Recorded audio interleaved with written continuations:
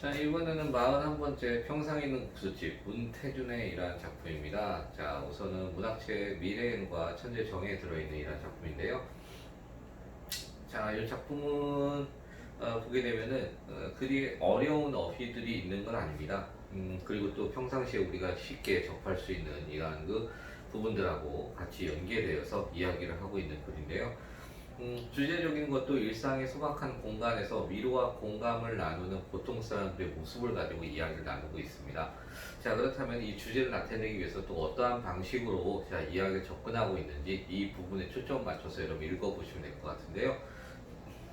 자, 보시면은, 자, 평상 있는 국수집에 갔다. 붐비는 국수집은 삼거리 슈퍼 같다. 라는 얘기를 하고 있습니다. 자, 평상이 있대요. 평상이라고 하는 것 자체는 기본적으로 얘기해 본다면 그냥 소박하고 정겨운이라는 그 이미지죠. 이거 자체는.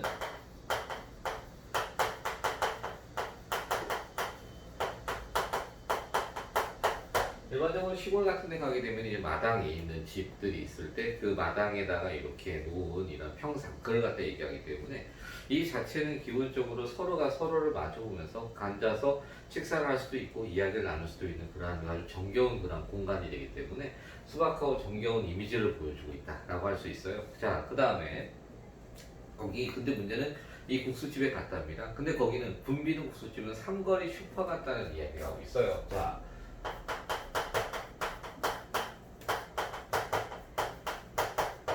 삼거리 슈퍼라고 이야기를 하고 있는데요. 이 삼거리 슈퍼 같은 경우 삼거리는 대체적으로 보면은 뭐 일방적인 측면이 아니라 굉장히 여러 각도에서 차들이 나고 사람들이 왔다 갔다 움직일 수 있는 그런 공간이거든요.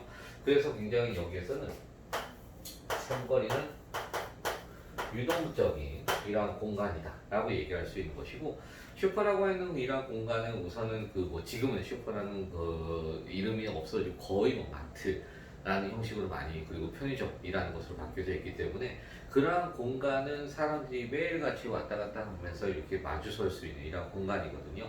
그렇기 때문에 우리에게는 아주 친근한 이러한 공간으로서 이야기합니다.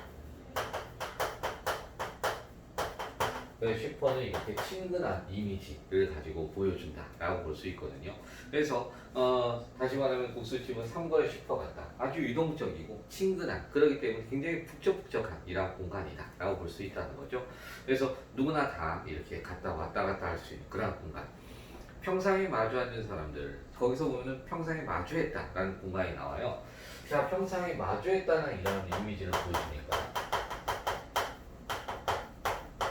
마주하다는 것 자체는 서로 앞에 보고 마주하다, 바라보다 라는 이런 개념이거든요. 그래서 이것을 갖다 보게 되면은 서로 어떻게 위아래가 없다는 거예요. 그러므로 이 자체는 수평적이다. 이러한 수평적 이미지를 두고 있는 것이 바로 평상이다 라고 얘기하고 싶다는 거죠. 그래서 이렇게 마주 앉은 사람들, 세월을 넘어온 친정 오빠를 서로 만난 것 같다. 자, 세월을 넘어온 친정 오빠를 만난 것 같다라고 했어요. 그러니까 마주했는데 누구를? 친정 오빠를 마주한 듯하다라고 했습니다. 자, 보게 되면은 뭐 저도 여동생이 있습니다만 서로 이렇게 만나는 것이 가깝지만 않아요. 지금 현재 또 제 동생은 또 일산에 살고 있고 그러다 보니까 거의 뭐 명절 때나 아니면은 보기가 힘든 이런 상황이거든요. 가끔 뭐 통화나 카톡이나 할 정도이지. 자, 그러니까 아무래도 좀 굉장히 오랜만에 보게 되면 반갑고 정다울 수밖에 없죠. 그죠? 그래서 바로 여기에서는 이 부분을 반가운 것, 이런 정다움의 이미지로서 이렇게 표현을 해주고 있다라고 얘기해 볼 수 있을 것 같아요. 그래서 이렇게 오빠를 서로 만난 것 같다. 너무나 반갑다라고 얘기하는 것 같죠.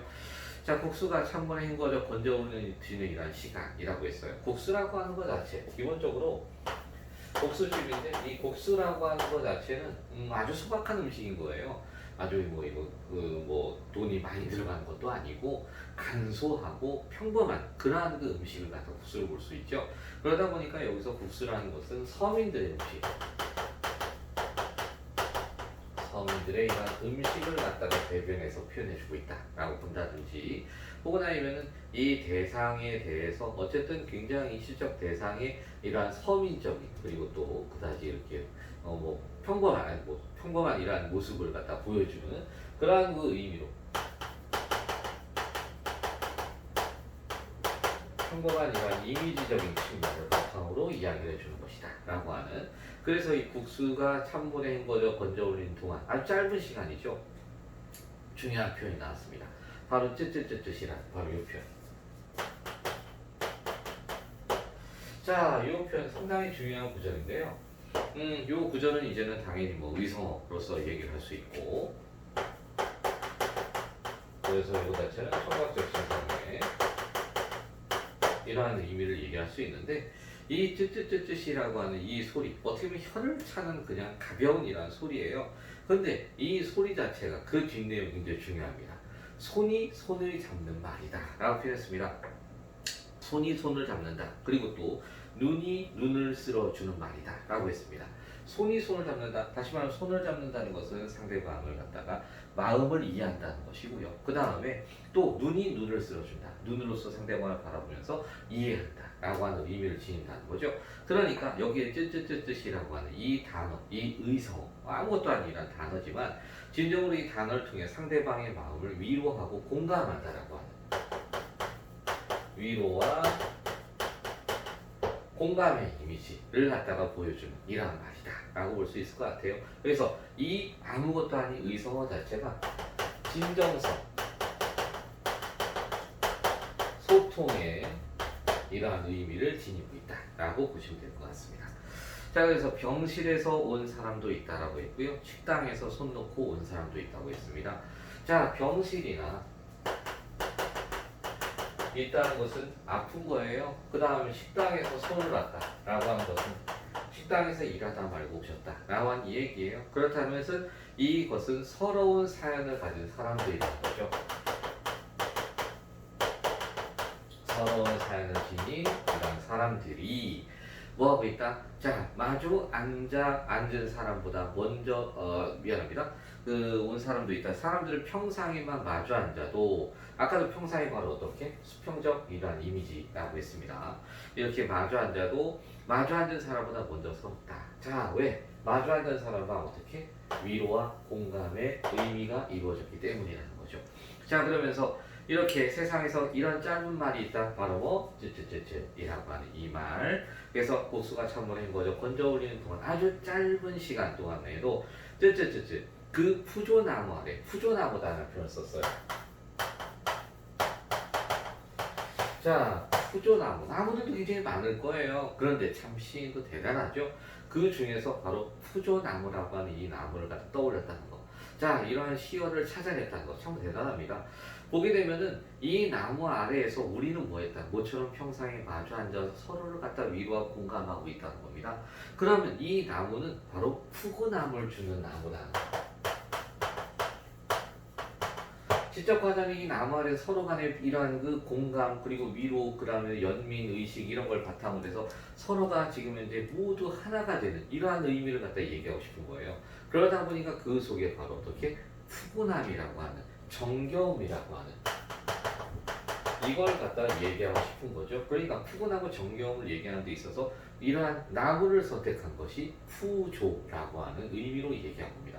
그러니까 바로 음성을 갖다가 이렇게 음성학적으로 따져보면은 푸근함의 이러한 의미를 푸조라는 것과 비슷하게 표현했다고 하는 것이죠. 그죠? 그렇기 때문에 이러한 나무를 갖다 써서 표현한 시인 참 대단하다고 얘기할 수 있을 것 같다라는 생각이 듭니다.